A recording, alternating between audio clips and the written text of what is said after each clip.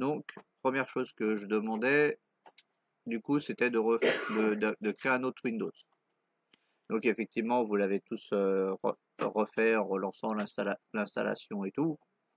Après, j'avais pas précisé la façon forcément de le faire. Donc, vous auriez pu effectivement faire un clone, par exemple, pour gagner du temps. Donc là, c'est ce que je vais faire, comme ça, je vais vous le remontrer, vous allez voir que ça peut être plus rapide. Après, ça dépendra des exercices. Des fois, des exercices, je vous demanderai de tout, de supprimer. Hein? Bah, si celui que tu as fait le premier, il était en professionnel, quand tu vas le cloner, il sera forcément en professionnel. Puisque du coup, c'est vraiment la même chose. Par contre, si effectivement le premier, tu ne l'avais pas mis en professionnel, effectivement, le deuxième ne le sera pas. Donc du coup, on fait un clic droit, Manage et Clone. On fait donc, là on peut choisir un snapshot si on en avait un, ici on n'en a pas. Et je fais donc un full clone. Hein? Où vous suivez au moins, mais après, là c'est du coup c'est pour créer le deuxième Windows en fait. Donc vous l'avez déjà fait, vous l'avez fait en le réinstallant. Ça marche aussi, mais voilà, c'est pour montrer que dans quel cas on peut l'utiliser. Par contre, là où il faut faire un peu plus attention avec le clone, c'est si la machine, on verra plus tard, est liée à un domaine. Dans ces cas-là, il y a des problèmes, si on sort pas la machine du domaine avant de faire le clone, on peut avoir pas mal de problèmes de reconnaissance dans ce cas-là. Mais ça peut quand même faire gagner du temps. Donc là, donc il va faire le clone. Bon, comme la machine n'est pas très grosse, ça va aller assez vite. Il doit y avoir à peu près une quinzaine de gigas. Donc du coup, on va le faire comme ça. Pendant que c'est en train de le faire, s'il veut bien. Non, voilà, il veut pas. Il y a des opérations des fois où il nous laisse l'accès au menu pendant que c'est en train de se faire. Il y a des fois des opérations comme là où pendant le clonage, on n'a pas accès au menu. Donc, si j'avais eu accès, j'aurais été déjà changé mon réseau au passage. Donc là, du coup, bah, je vais attendre qu'il finisse. Ici, je peux m'apercevoir que ma machine, elle était déjà en NAT, donc je n'aurais pas besoin de la changer. Si vous, à un moment, la machine ou quoi, vous aviez changé quelque chose, il faut bien par contre effectivement penser à repasser le network adapter sur le NAT. Mais si la machine que vous avez créée automatiquement, par défaut, elle se place toujours sur le NAT. Donc normalement, la deuxième machine que vous aviez créée devait déjà être sur le NAT. Par contre, la première qui avait été créée, étant donné que je vous avais fait faire des modifications et des tests au niveau du réseau, celle-ci ne l'était pas. Donc, j'ai bien mes deux Windows. Maintenant, je vais aller dans le Virtual Network Editor. Et j'avais demandé 26, hein, normalement. Si je me trompe pas, c'est ça. Hein. J'avais demandé.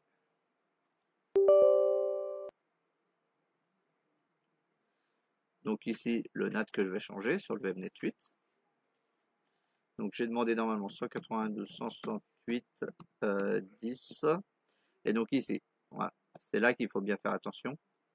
C'est l'adresse réseau qui est demandée. C'est pas une adresse IP. De toute façon, si vous mettez une adresse IP qui n'est pas une adresse réseau, il va vous mettre ce message-là.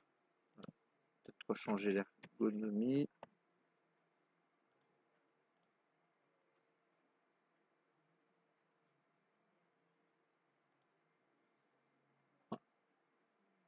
Donc là, il vous dit que le subnet IP et le subnet mask are mismatch. Ça veut dire que pour lui, ça ne correspond pas à une adresse réseau par rapport au masque qui a été donné. Donc effectivement, c'est vrai, puisque le point 1 ne peut pas être une adresse réseau.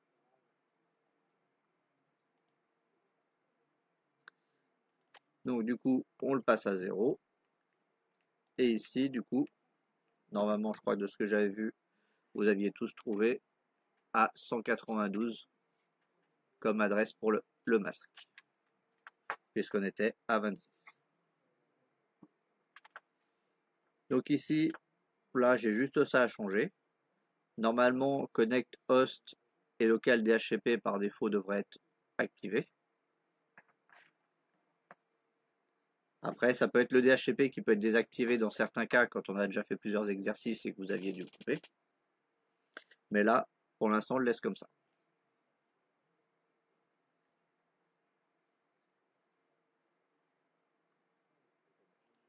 Donc, on valide, on fait OK.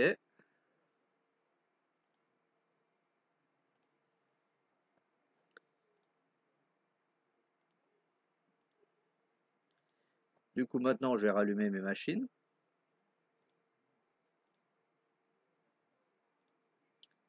Puisque j'ai vu qu'elles étaient sur le NAT. Donc, pour rappel, si jamais votre machine n'est pas sur le NAT, vous allez dans les settings, par la manière de votre choix. Parce que les settings, vous pouvez y aller par 4 biais différents. Soit un clic droit ici sur le nom, soit un clic droit sur l'onglet, ou soit vous pouvez aller dans le menu VM et Settings.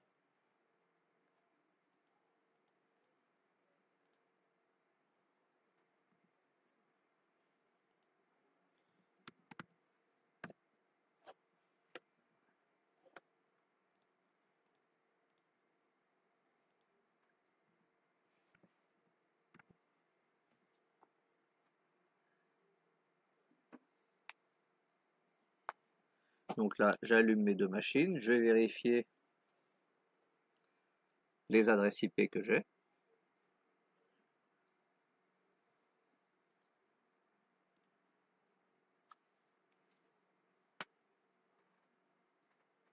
Et c'est pour ça que je vous dis de bien mémoriser les commandes d'IP config parce que c'est celles que vous allez utiliser le plus dans votre métier. Et dans les exercices d'ailleurs aussi. Et après, bah, même chez vous pour des tests ou quoi, pour vérifier des choses, bah, ça peut vous servir de bien la connaître. Donc ici, je vais faire CMD sur la deuxième machine.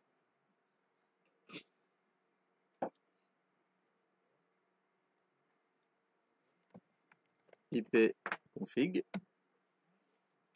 Donc ici, j'ai qu'une seule carte réseau sur cette machine-là. Donc j'ai bien 1033. Un souci.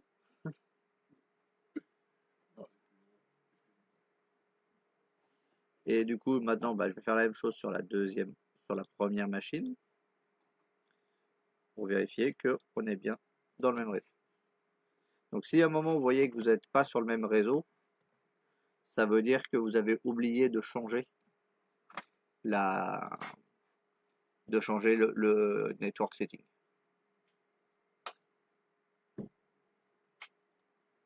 Au début, c'est des choses qui arrivent.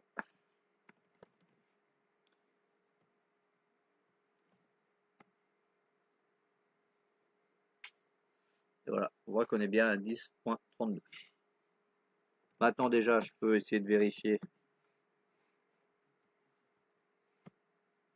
si l'autre répond avec le ping.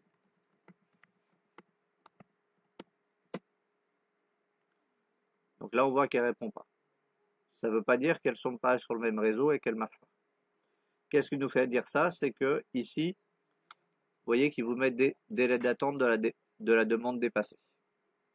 Si vraiment c'était un problème qu'il la détectait sur un autre réseau, vous auriez impossible d'atteindre l'autre à la place, comme réponse. Donc ici, ça c'est un problème de Windows en général qui fait ça. C'est pour ça que je vous l'avais dit au début. C'est qu'ici, si je vais dans l'explorateur de fichiers et réseau, il va me dire que la découverte de réseau est bloquée. Donc dans ce cas-là, il faut l'activer. Après qu'on change en privé ou en public, ça change pas grand chose, mais le principal c'est de l'activer. Donc là, je vais passer en réseau public. Le réseau public, ça, c'est des fois plus simple pour des tests parce que s'il y a plus de ports qui sont ouverts, il y a moins de blocage que le réseau privé. Mais ça devrait marcher en réseau privé. Et donc ça, je vais le faire sur les deux machines. Et cette protection-là a tendance à revenir à chaque fois que vous allez changer de réseau. Si par exemple je passe en host only, il y a de grandes chances que cette protection-là, il la remette également. Et ça peut marcher. Ça peut être là, cette protection peut être également au niveau de la machine physique. Donc des fois, si vous avez des problèmes de ping alors que normalement tout est bon, essayez de penser, quand vous êtes entre des Windows, à vérifier ça. Donc là, normalement, maintenant, si je refais mon ping, c'était sur l'autre.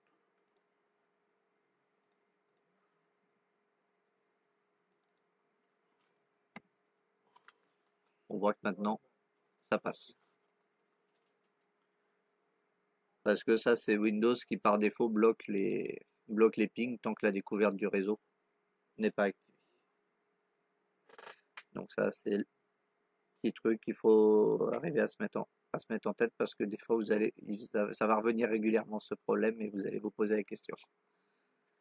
À mon avis, plus d'une fois. Donc voilà, ici, on voit que déjà, nos deux machines communiquent bien ensemble. Donc déjà, c'est une bonne chose. On voit qu'elles sont bien sur le même réseau. Mais par contre, si j'essaie de pinguer ma machine physique, je ne vais pas pouvoir. Ou une machine qui est sur le réseau de la machine physique. Par exemple, je vais essayer de pinguer.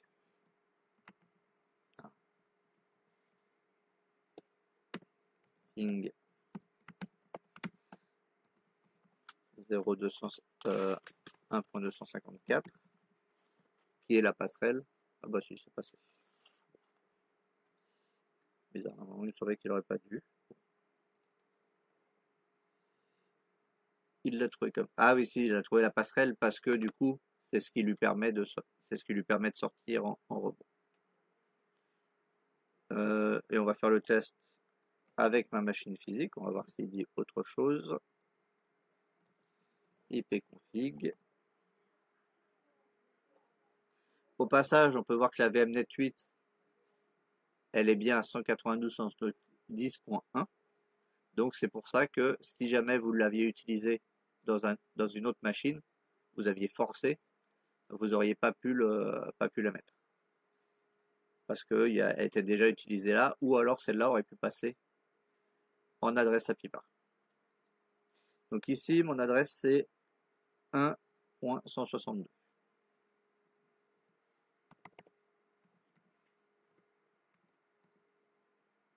Bon, et ça passe.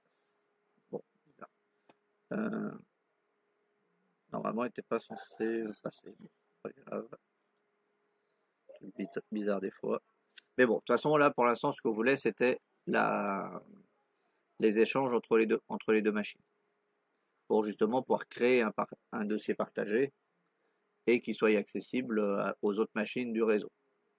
Donc bon, ici, on n'a que deux machines, parce que ça sert à rien d'en faire 10 non plus pour le test.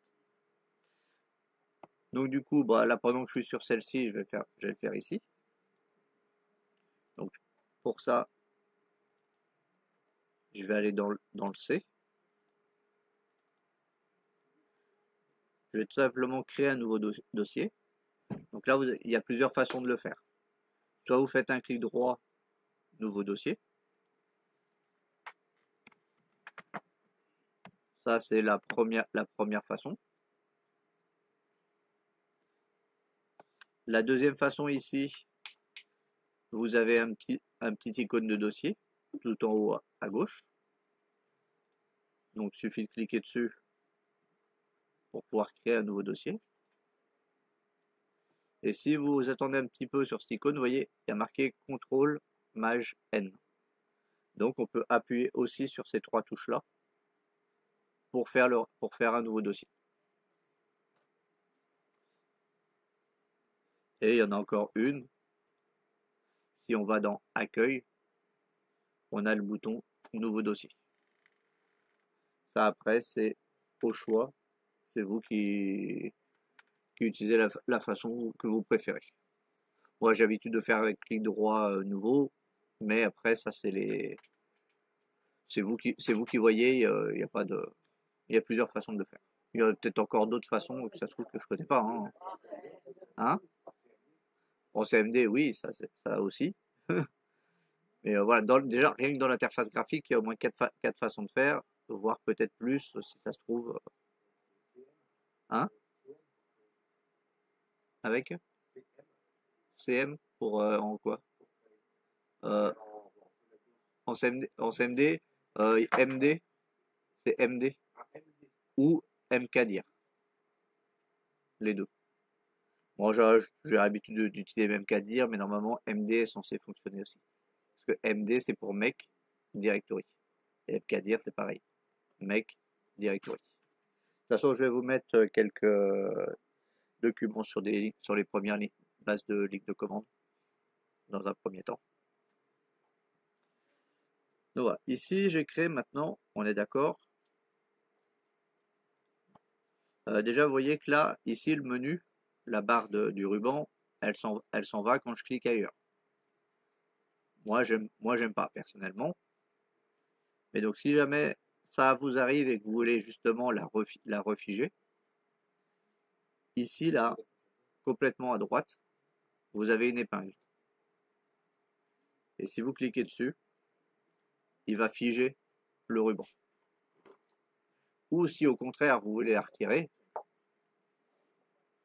vous cliquez sur la petite flèche pour masquer le ruban. Ça, après, c'est au choix des gens, mais moi j'aime bien avoir le ruban sous la main. Et pareil, ça c'est des petits trucs à savoir. Si jamais vous n'avez pas un très grand écran ou quoi, des fois ça peut prendre un peu de place, ou que la résolution de l'écran est pas énorme, bah, du coup ça peut vous faire gagner de la place. Donc voilà, ça c'était une petite astuce pour personnaliser au passage. Donc ici maintenant j'ai mon répertoire essai. Donc pour l'instant c'est un répertoire juste basique. Mais maintenant justement le but c'était de le partager. Donc là après, vous ne saviez pas forcément, donc après c'était éventuellement en faisant un peu de recherche ou pas. Donc tout simplement si on veut partager, on va faire un clic droit, propriété.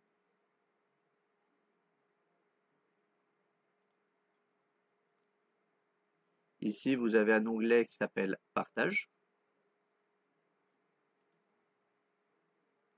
Et ici ce qu'on va faire c'est qu'il vous propose deux choix, partager ou partage avancé. On va faire partage avancé.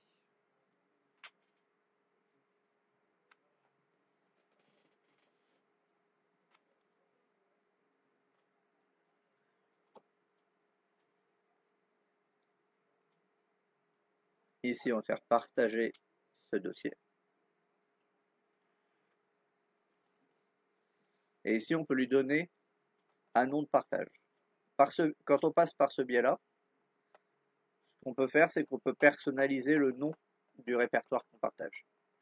C'est-à-dire que là, si je ne veux pas faire essai, si je veux le partager en tant que test, je pourrais le renommer test. Mais bon, ici on va le laisser tel quel. Ici, vous avez des autorisations. On reviendra un peu, ça sera revu un peu plus en détail. Je pense qu'on verra ça la semaine prochaine. Donc, si vous avez une autorisation, vous avez contrôle total, modifier et lecture. Ici, on va mettre, on va dire que tout le monde, tous ceux qui se connectent et qui ont l'accès à ce répertoire peuvent faire mettre des documents et supprimer des documents. Mais on verra que ça peut se régler, ça va se régler autrement et plus finement. Mais ça, du coup, je pense que ça sera plutôt la semaine prochaine. Donc, on valide et on fait OK.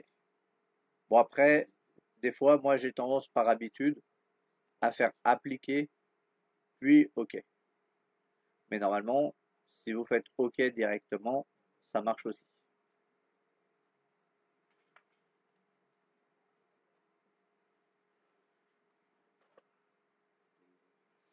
Et ici, donc en haut, maintenant, il nous montre qu'on est bien partagé, puisque en dessous d'essai, il nous met partagé.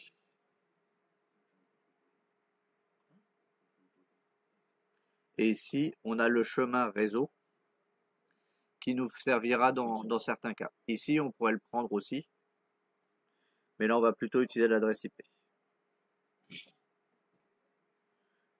Donc, une fois qu'on a bien marqué partager ici, on fait fermer. Éventuellement, bon, ça, c'était pas demandé, mais on peut rentrer dans essai et on peut faire un nouveau fichier texte, par exemple, histoire de mettre quelque chose, mais bon, ça, c'était pas demandé. Donc là, bon, je vais rajouter, je vais créer un fichier essai.txt.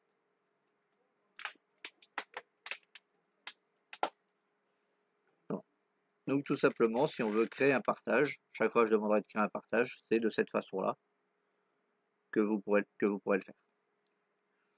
Sauf si vous voulez rechercher les lignes de commande en CMD ou en PowerShell pour le faire. Mais voilà. Si vous le faites de cette façon-là, c'est bien, parce que en général, c'est le plus rapide. Et c'est là que vous pouvez aussi assez facilement gérer les autorisations. Après, les autorisations peuvent être gérées aussi à partir du CMD. Mais ça, c'est un petit peu moins pratique, il faut avoir un peu plus l'habitude, mais ça peut être fait. Si vous préférez faire tout en ligne de commande, potentiellement toutes les choses que je vous montre peuvent être faites en ligne de commande. Il faudra juste du coup à ce moment-là les chercher de votre côté. Donc maintenant ici j'étais sur la machine 2 et je vais aller sur la machine 1 pour vérifier si j'y ai accès. Donc pour ça il y a plusieurs possibilités. Donc soit vous allez dans réseau dans l'explorateur de fichiers, et en général il est censé des fois trouver la machine, mais en l'occurrence là il l'a pas trouvé. Mais des fois ça arrive qu'il trouve pas, qu'il affiche pas les machines ou pas toutes les machines ici, parce qu'il y en a qui sont en privé, il y en a qui sont en public ou quoi, des fois il a du mal à voir tout. Dans ce cas-là, et là du coup vous allez faire la même chose que pour le NAS. Vous allez faire le double anti-slash.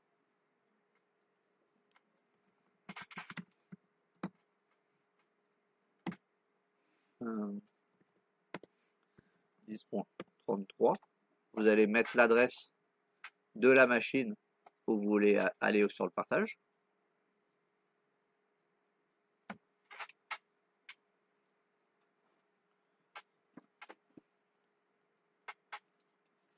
Pardon. Par contre, ce qui est bizarre, c'est qu'il m'a pas demandé de mot de passe. Alors peut-être que quand j'ai... Bon. Peut-être que je l'ai fait tout à l'heure, donc pourtant. Ça peut être une conséquence du fait que j'ai fait un clone, justement. Comme du coup, il a reconnu, il a mémorisé les mots de passe, c'est les mêmes mots de passe et tout, il a déjà reconnu, c'est pour ça. Mais vous, normalement, il devrait vous demander un utilisateur et un mot de passe. Donc dans ces cas-là, vous mettez l'utilisateur et le mot de passe de la machine à laquelle vous essayez de vous connecter. Donc il faut que vous ayez eu, bien sûr, du coup, les mots de passe de la machine à laquelle vous essayez de vous connecter. C'est pour ça que des fois, dans un réseau, même si vous voyez 25 machines, ça ne veut pas dire que vous allez pouvoir vous connecter dessus directement. Il vous faut quand même connaître le mot de passe. Et donc là, si on va dessus, on voit que j'ai bien mon fichier essai. Et que si je mets des choses dedans et que j'enregistre, ça a bien marché. Donc ça veut dire que la personne a bien tous les droits sur le répertoire pour pouvoir modifier des choses. Et donc ça sera de la même façon. La seule différence, des fois, c'est que là, on l'a fait entre deux machines Windows, ce qui peut arriver assez fréquemment chez vous, par exemple, ou sur un petit réseau d'essai ou qui n'a pas de serveur. Mais souvent, le partage se fera à partir du Windows Server et les machines iront se connecter à ce partage-là pour y accéder. Mais la façon sera la même. Donc ça, c'était la version basique du coup du partage que vous allez utiliser le plus régulièrement. Et vous verrez qu'en général, je vous demande de passer par celle-ci parce que vous mettez tout le monde avec toutes les autorisations. Mais en réalité, ça sera le répertoire lui-même où on va faire la sécurité. Et c'est là qu'on va bloquer les gens à pas se connecter. Même si on met tout le monde, ça sera toujours la sécurité du répertoire local, on va dire, qui va être la principale. C'est ce qu'on appelle les droits NTFS. Et ça, on va y revenir du coup plus en détail la semaine prochaine. Mais voilà, c'était pour remettre un petit point là-dessus. Et une astuce qui n'est pas forcément connue au niveau des partages. Parce que ici, vous voyez, si j'avais plusieurs répertoires partagés, il m'aurait montré tous les répertoires partagés. Mais est-ce que vous savez qu'il y a une façon de partager un répertoire sans qu'il apparaisse dans la liste? Est-ce que quelqu'un le sait ou pas? Hein? Oui, pour qu'il soit en attribut effectivement caché. Mais ça dépend comment tu veux dire, toi, le répertoire, tu dis qu'il est caché, c'est ça? Non. Parce que dans le partage, il serait visible quand même. Non, c'est une petite astuce qu'on va tester, que je vais vous montrer, qu'on va tester tout de suite. Ici, du coup, j'ai mon répertoire essai. Là, j'ai mon nouveau dossier que j'avais créé tout à l'heure, je vais le renommer. Je vais l'appeler test. Pour ne pas faire de mélange, j'ai créé un petit fichier qui s'appelle test aussi. Maintenant, on va faire la même chose. Propriété, partage avancé.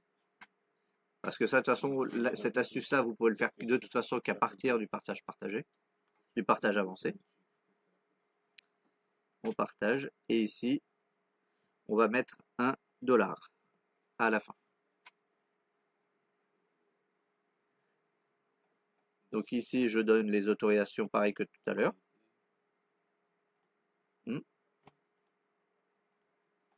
Quelque chose où j'ai été un peu vite ou pas?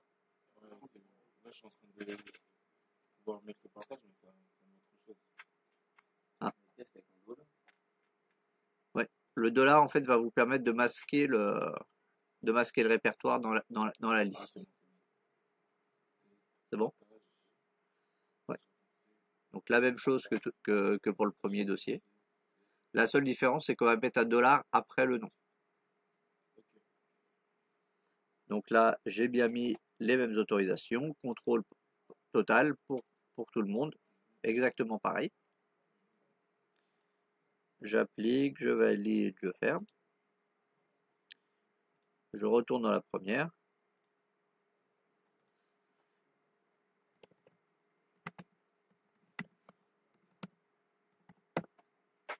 Voilà. Là, je suis retourné et vous voyez que test n'apparaît pas. Alors que j'ai partagé exactement la même chose. Du coup, maintenant, si je veux y aller, je suis obligé en fait de connaître le nom. Test $. Je suis obligé de mettre le nom entier du partage. Dire, quand on a écrit notre IP, oui, on voit pas test. On code directement. Oui. En fait, on met directement le nom du répertoire où on veut aller. Et on voit bien parce que du coup, il n'est pas dans la liste. Après, pareil, si essai, on connaît son nom et tout, on pourrait marquer /essai. Mais t'as mis le $, aussi dans le test, dans le nom. j'ai mis sur le truc, j'ai pas mis d'espace, test et dollar. T'as mis le slash. Pareil, faut mettre Faut mettre un slash, un anti-slash entre l'adresse IP et le nom ok, du ok. et le nom du dossier. Oui. Tout à l'heure, j'avais essai. Ouais. Je remets l'adresse IP, j'ai plus essai. Là, il n'y a plus rien. Je me suis dit, Ah. Et si tu mets l'adresse ouais, IP sur les deux, c'est slash vide. essai, bah si t'as pas Ouais, mis, c'est-à-dire que je suis rentré dedans. oui, Ouais, si t'as, si, mais c'est juste que t'as pas forcément mis quelque chose. ouais, c'est normal, là. Un anti-slash comme l'autre. Et tu mets essai. Ah, Alors qu'il y a 30 secondes de. ouais. Ça c'est bizarre. Essaye de pinguer le 1 le 10.33 à partir de cette machine pour voir. Mais voilà, du coup, avec ça, vous pouvez camoufler des répertoires partagés. Si vous voulez partager des répertoires plus confidentiels, mais que vous voulez pas que ça apparaisse dans la liste, vous pouvez faire de cette façon-là. Bon, même si après, si ça apparaît dans la liste, si vous avez bien fait les bons blocages, normalement, les gens sont pas censés accéder quand même. Mais au cas où vous avez fait aussi en plus un mauvais partage et que vous avez laissé accéder à tout le monde, bah du coup ça augmente les risques de fuite de données potentielles ou que des gens voient des documents qui sont pas autorisés à accéder. Donc voilà, ça c'est une petite astuce qui peut quand même bien servir, même si c'est que ça soit avec une machine qui est liée à un domaine ou pas liée à un domaine, peu importe. Ouais.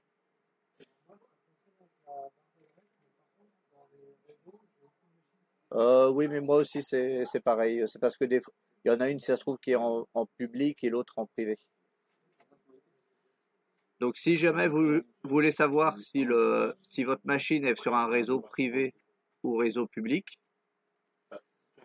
vous allez dans le gestionnaire, dans le clic droit sur l'icône du réseau, paramètres réseau et Internet.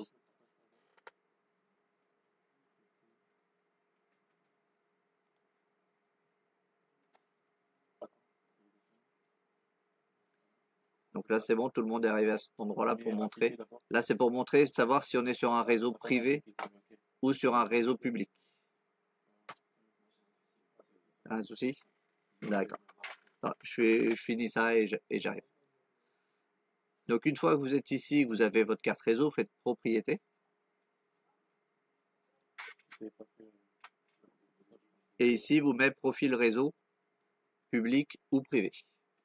Donc c'est pour ça que des fois, vous pouvez pas voir forcément toutes les machines, parce qu'il y en a qui peuvent être en public, d'autres en privé. Et donc c'est pour ça que des fois, vous pouvez pas forcément voir toutes les machines simultanément. Mais bon, des fois, même si on fait ça, des fois, même le truc réseau, il affiche pas forcément toutes les machines. Ouais. C'est pour ça que le mieux, c'est vraiment la barre d'adresse avec les doubles slash. Comme ça, au moins, vous êtes sûr. Ah, hop, j'arrive. Alors déjà, est-ce qu'il y a du coup des questions là sur sur ce petit truc là? Le, le dollar? Ok. Donc là, je retourne sur cette machine là où j'ai créé mes répertoires.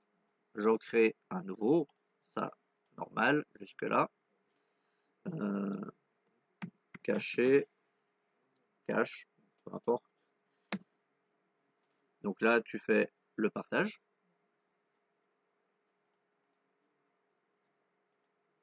Partage avancé. Partager le dossier. Et ici, du coup, c'est à la fin que tu mets un dollar. Et c'est le dollar qui va dire que celui-là, il sera caché. Donc après, bah, tu donnes tes autorisations. Tu appliques, tu valides.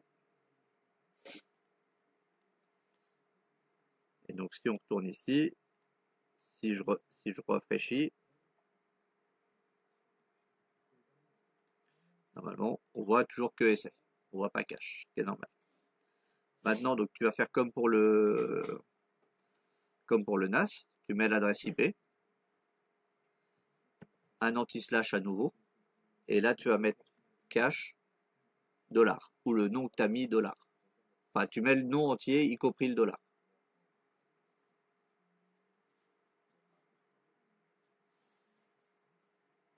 Et là, normalement, si tu rentres dedans, il va te mettre dossier vide parce qu'on n'a rien mis dedans. Mais ça veut dire que qu'il est bien dedans. Sinon, s'il n'avait pas reconnu le nom, il t'aurait mis impossible de trouver le dossier de partage. Mais donc ça veut dire que même si tu le vois pas dans la liste, il est bien partagé quand même. Parce que ça te permet de le partager entre certaines personnes ou quoi, ou sans que les gens voient que c'est partagé. Hop, attends, je mets ça en pause. Pourquoi je peux pas le poser sur celui-là?